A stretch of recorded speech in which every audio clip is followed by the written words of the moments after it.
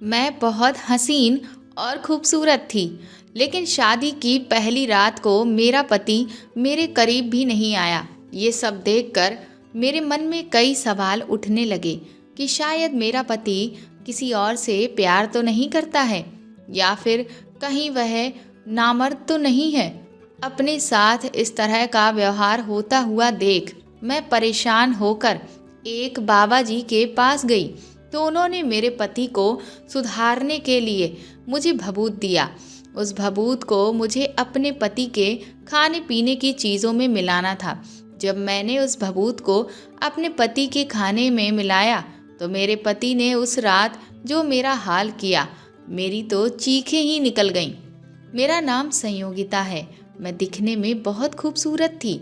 अभी मेरी उम्र बहुत कम थी कि मेरे घर वाले मेरी शादी के बारे में सोचने लगे। अपनी शादी की बात सुनकर मैं हैरान थी कि शादी, वो भी मेरी, और इतनी जल्दी। पर अब तो जो होना था वह होने ही वाला था। मेरी उम्र कम होने के नाते शादी के बारे में मुझे कुछ भी पता नहीं था कि शादी के बाद होता क्या है। मेरा बचपना और नासमझी देखकर मेरी माँ ने मुझे कुछ दिनों के लिए मेरी मौसी के घर पर भेज दिया, क्योंकि मौसी के घर शादीशुदा और मेरी हम उम्र बहुत सी लड़कियां थीं, ताकि वह लोग शादी के बाद होने वाली सभी बातों की ट्रेनिंग मुझे अच्छे से दे सकें। मौसी के घर जाते समय मेरी माँ ने मुझे समझाया कि तुम उनके घर पर रहोगी तो वह लोग तुम्हें सब कुछ सिखा देंगे कि शादी के बाद घर कैसे बसाना है, किसके साथ कैसी बातें करनी है। मेरी तैयारी ऐसे करवाई जा रही थी जैसे कि जंग पर जाने से पहले फौजी की ट्रेनिंग करवाई जाती है। मौसी के घर मेरे दिन बहुत अच्छे गुजर रहे थे, क्योंकि वहाँ पर मेरी हम उम्र सारी लड़कियाँ थीं।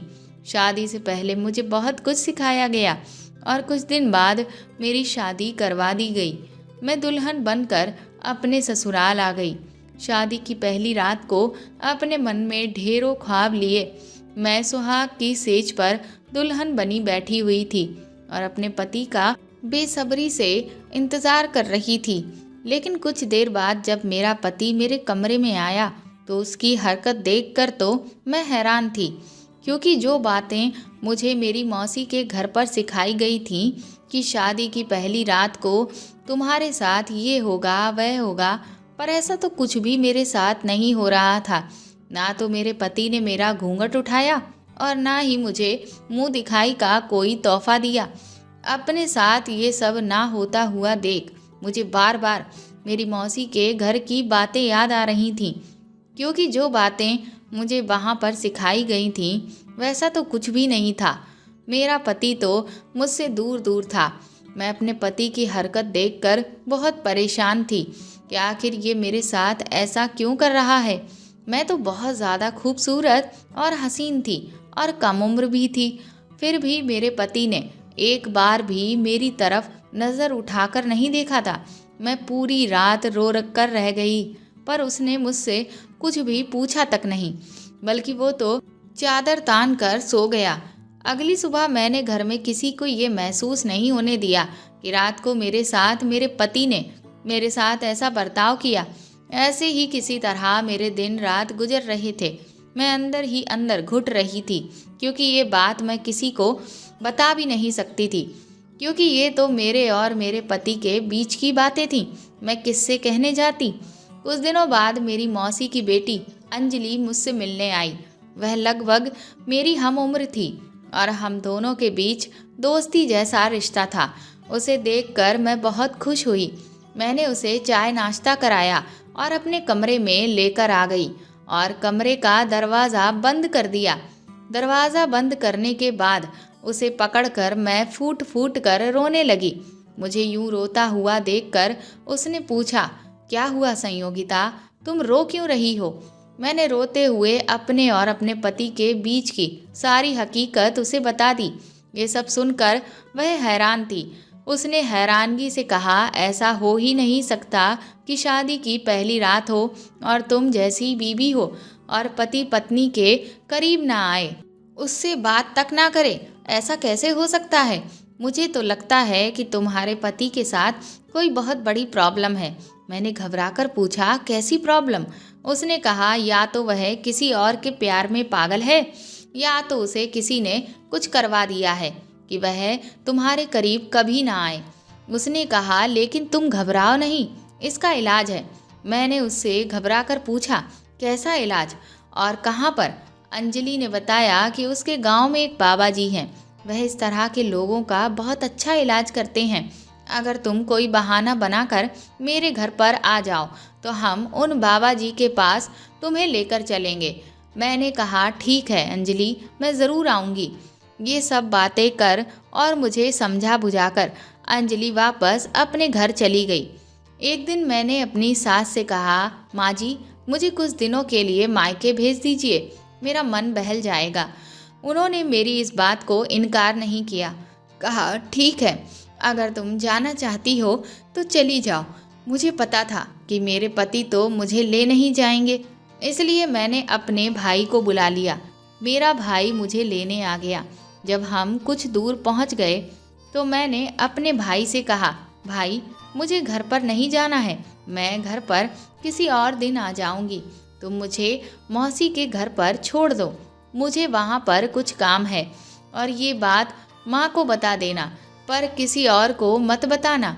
मैं 1-2 दिन बाद जब फ़ोन करूँगी तो मुझे मेरे ससुराल पहुँचा देना। मेरी इस बात पर भाई ने मुझसे ज़्यादा सवाल जवाब नहीं किया, क्योंकि शादी के पहले मैं अक्सर मौसी के घर जाया करती थी। इसीलिए उसे लगा कि शायद मुझे कुछ काम होगा और बिना वजह पूछे वह मुझे मौसी के घर पर छोड़ आया और वापस घर चला गया। अंजलि ने आकर मौसी को सारी बातें पहले ही बता दी थीं। अगले ही दिन मौसी मुझे उस बाबा जी के पास लेकर गईं। मैंने बाबा जी से अपनी सारी परेशानी बताई। बाबा जी ने कहा, तुम निराश ना हो, तुम्हारा पति ठीक हो जाएगा, बस तुम्हें कुछ उपाय करने होंगे।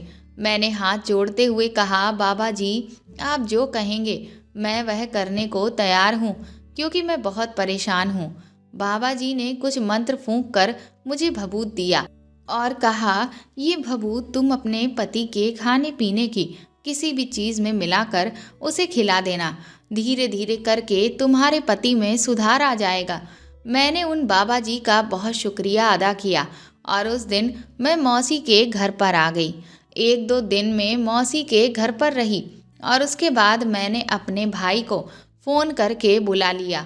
भाई आए और मुझे मेरे ससुराल छोड़ दिया। बाबा जी का दिया हुआ भभूत मैंने अपने पति को उसी दिन से खिलाना शुरू कर दिया।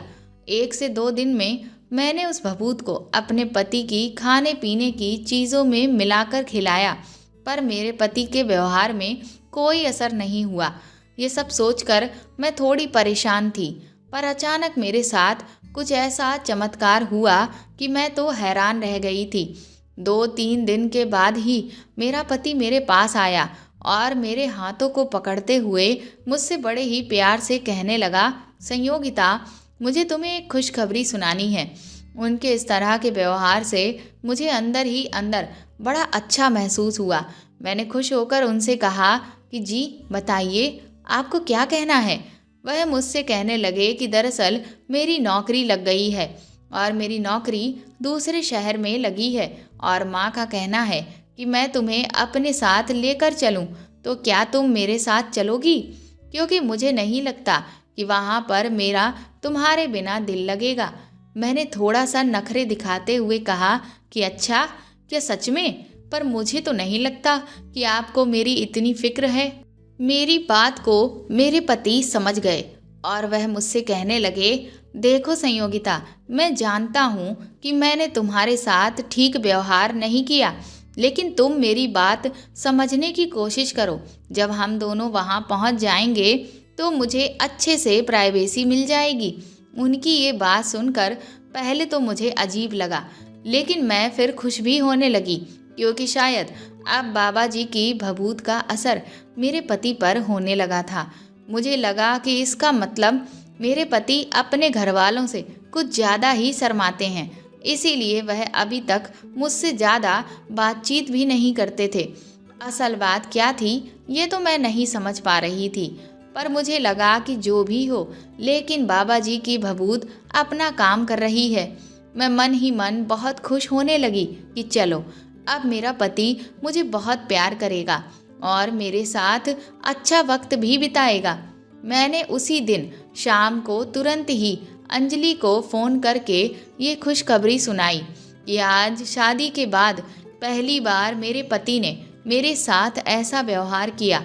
ये सुनते ही अंजलि भी खुशी से उछल पड़ी। वह कहने लगी, देखा, मैंने कहा था ना कि ये बाबा जी बहुत ही चमत्कारी हैं। देख, उन्होंने कैसे तेरे जीवन में सब कुछ ठीक कर दिया।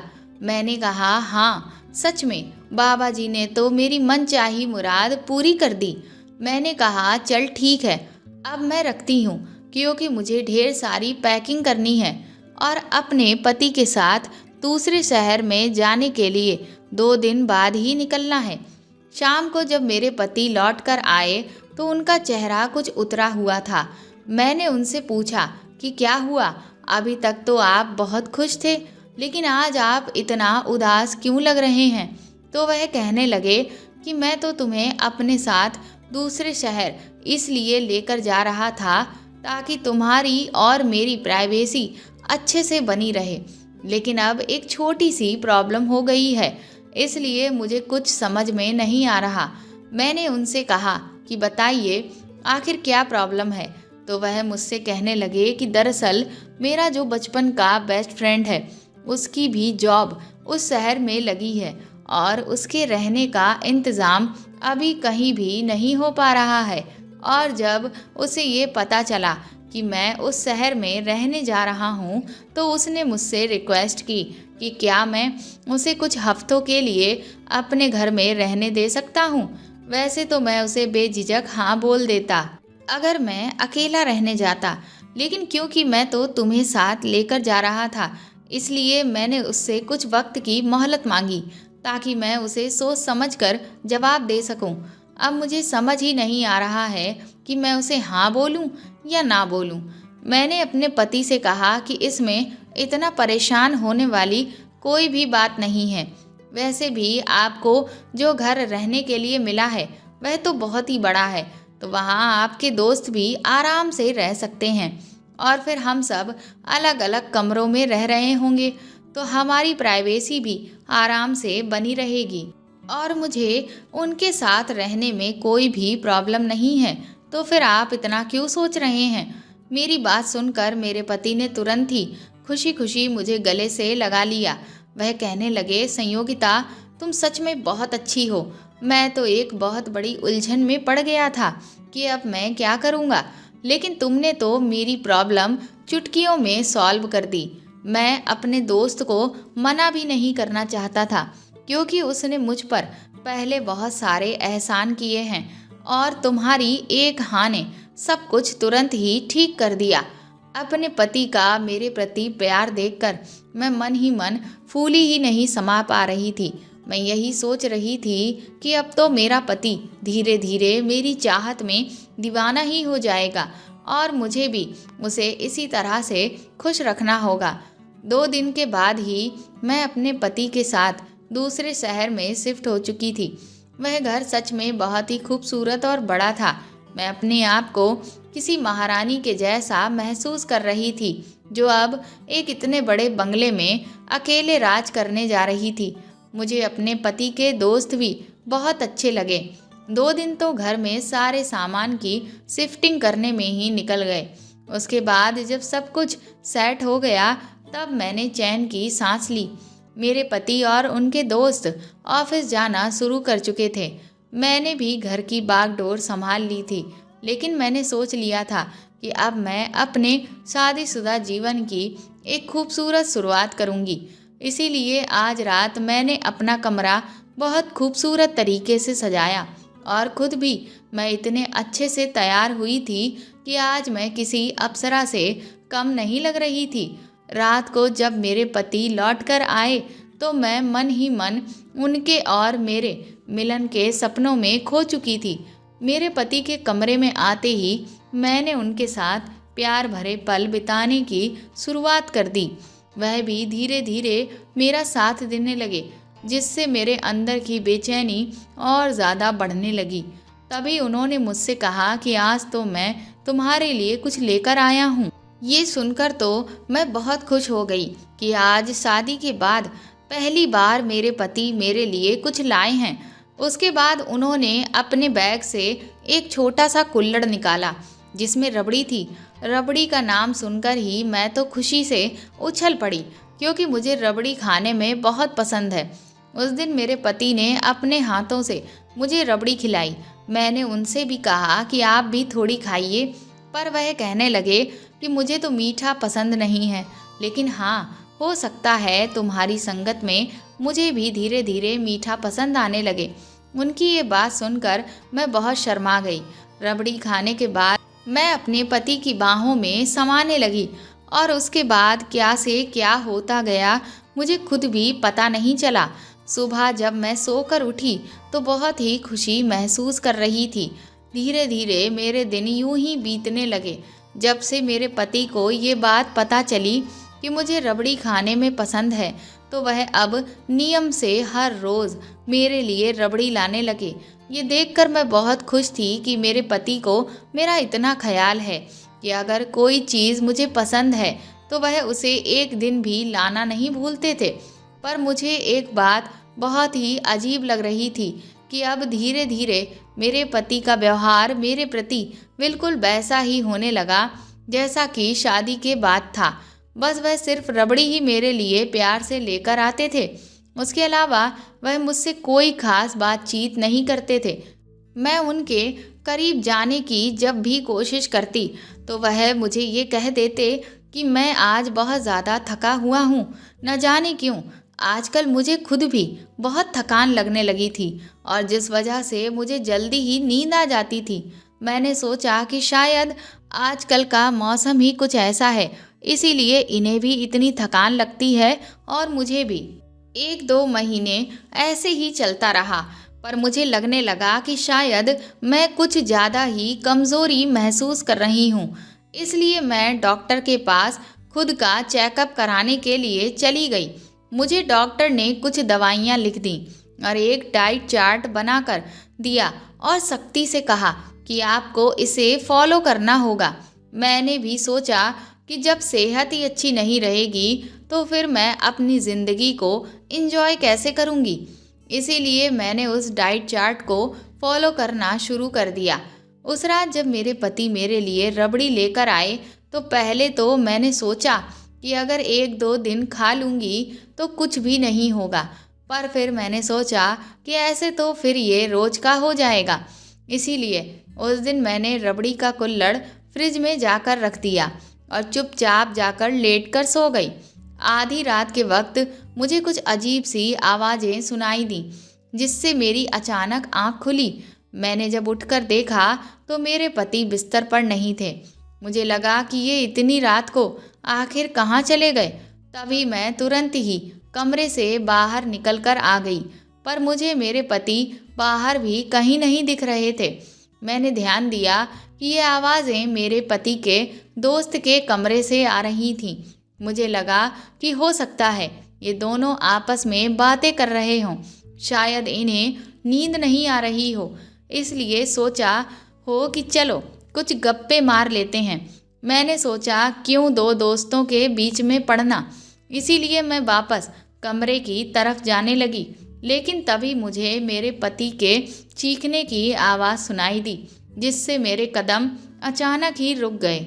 मुझे लगा कि अगर ये बात कर रहे हैं तो फिर मेरे पति चीखे क्यों? क्या इन्हें चोट लग गई है? उन्हें चोट लगने के ख्याल से मैं तुरंत ही उनके दोस्त के कमरे की तरफ भागी तो दरवाजे के करीब पहुंचकर मैंने देखा कि दरवाज़ा हल्का सा खुला हुआ था। मैंने सोचा कि एकदम से कमरे में चले जाने से कहीं ये लोग चौंक ना जाएं। इसीलिए मैंने धीरे से झांक कर देखा, पर मैंने जैसे ही अंदर झांक कर देखा तो मेरे पैरों तले से ज़मीन ही निकल गई। मेरे पति के दोस्त मेरे पति के साथ वह सब कर रहे थे जो एक पति पत्नी के बीच में होता है, और उस वक्त उन दोनों के ही बदन पर एक भी कपड़ा नहीं था। मैंने जिंदगी में पहली बार ऐसा कुछ देखा था जिसे देख मेरे हाथ पैर कांपने लगे और मैं लड़खड़ा कर वहीं पर गिर पड़ी। गिरते समय मेरा हाथ टेबल पर रखे फ्लावर पॉट पर लगा और वह भी धड़ाम से गिरकर चकनाचूर हो गया, जिसकी आवाज़ से वह दोनों बुरी तरह से हड़बड़ा गए और उन्होंने तुरंत ही खुद की हालत ठीक की और कमरे से बाहर निकल आए। जब उन दोनों ने ये देखा कि मैंने उन्हें सब कुछ करते हुए देख लिया है तो उनके चेहरे का रंग पीला पड़ गया। मैंने अपने पति से रो रो कर कहा कि आखिर ये सब क्या है। उसके बाद मेरे पति ने मुझे बताया कि उनकी दिलचस्पी किसी औरत में नहीं बल्कि मर्द में है और ये सारी बातें उनके घर वालों को भी पता है।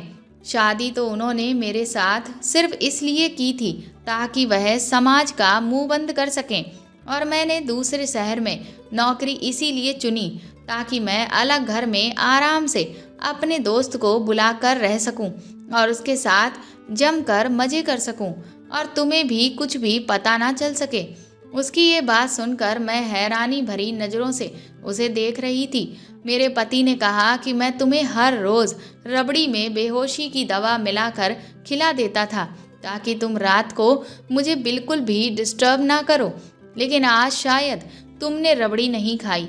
मैंने अपने पति से रोते हुए कहा, हाँ, आज मैंने रबड़ी नहीं खाई क्योंकि मुझे इतने दिनों से बहुत कमज़ोरी लग रही थी। तो मैंने डॉक्टर से चेकअप कराया। उन्होंने मुझे एक डाइट चार्ट बनाकर दिया था जिसमें उन्होंने मुझे मीठा खाने को मना किया था। अगर आज मैं उनकी बात नहीं मानती तो तुम्हारा ये गंदा सच मेरे सामने कभी भी नहीं आता। मैंने अपने पति से कहा कि इसका मतलब अभी तक तुम्हारा मेरे लिए व्यवहार में जो बदलाव था वो नाटक था। मेरे पति ने कहा, हाँ, तुम्हें यहाँ लाने के लिए मैं दिखावा कर रहा था। मैं मन में सोचने लगी कि मैं अंधविश्वास में अंधी होकर ये सोच रही थी कि बाबा जी की भभूत ने सब ठीक कर दिया। कितनी बड़ी बेवकूफ़ हूँ मैं। मैंने अपने पति से कहा, तुमने मुझे इतना बड़ा धोखा देकर मेरी पूरी जिंदगी खराब कर दी। मेरे पति मेरे सामने हाथ जोड़कर माफ़ी मांगने लगे, कहने लगे कि मैं भी मजबूर था क्योंकि समाज के बनाए नियमों की वजह से मुझे अपनी सच्चाई छिपानी पड़ी और दिखावे के लिए तुमसे शादी करनी पड़ी। मैं अगले ही दिन अपने मायके वापस लौट गई और मैंने अपने पति को तलाक के पेपर्स भिजवा दिए। इधर मेरे मायके वाले मुझसे बार बार ये वजह पूछ रहे थे कि मैं अपने पति को तलाक क्यों दे रही हूँ, तो मैंने उनसे यही कहा कि मेरी और मेरे पति के बीच में बिल्कुल भी नहीं पट रही है। हमारे विचार बिल्कुल अलग हैं और इसीलिए मैं एक ऐसे इंसान के साथ पूरी ज़िंदगी नहीं बिता सकती। इधर जब तलाक के आखिरी दिन मैं अपने पति से मिली तो उन्होंने मुझे धन्यवाद कहा क्योंकि मैंने उनकी सच्चाई को छुपा कर रखा था, पर वह मुझसे बार बार पूछ रहे थे कि उन्होंने तो मेरे साथ इतना बुरा किया, लेकिन फिर भी मैंने उनकी इस बात को किसी को क्यों नहीं बताया। तो मैंने उनसे कहा कि मैं आपके जैसी नहीं हूँ जो किसी इंसान की ज़िंदगी खराब करने में दो पल भी ना सोचे, और मैं आपसे इतना ही कहूँगी कि जब आप ही हिम्मत करके खुद की असलियत को स्वीकार नहीं कर पा रहे हैं तो फिर आप इस समाज से ये उम्मीद कैसे रखते हैं कि वह आपको स्वीकार कर ले। इसीलिए अपने लिए और अपने रिश्ते के लिए स्टैंड लें, ना कि दुनिया को दिखाने के लिए खुद की और दूसरों की ज़िंदगी खराब करें। कुछ दिन के बाद मेरे लिए एक अमित नाम के शख्स का रिश्ता आया। अमित की पत्नी एक हादसे का शिकार हो गई थी और वह अब इस दुनिया में नहीं थी। उनका 2 साल का एक बेटा भी था। शादी से तो मेरा मन ही हट चुका था, पर मेरे घर वालों ने मुझे बहुत समझाया। इधर मुझे शादी से पहले अमित के साथ बात करने और घूमने का मौका भी दिया गया। अमित से मिलने के बाद मुझे एहसास हुआ कि दुनिया में अगर कुछ लोग मतलबी हैं तो कुछ लोग ऐसे भी हैं जो निस्वार्थ आपके लिए कुछ भी कर सकते हैं। अमित बहुत अच्छे इंसान थे। उन्होंने कुछ दिनों में ही मेरा दिल जीत लिया और मैं भी उनसे शादी करने के लिए मान गई। मेरी और अमित की कुछ दिनों बाद शादी हो गई। मैंने उनके बेटे को भी दिल से अपना लिया। आज मेरी शादी को 10 साल हो चुके हैं, पर अमित मुझे इतना खुश रखते हैं जिससे मुझे ऐसा लगता है कि जैसे मेरी अभी नई नई शादी ही हुई हो।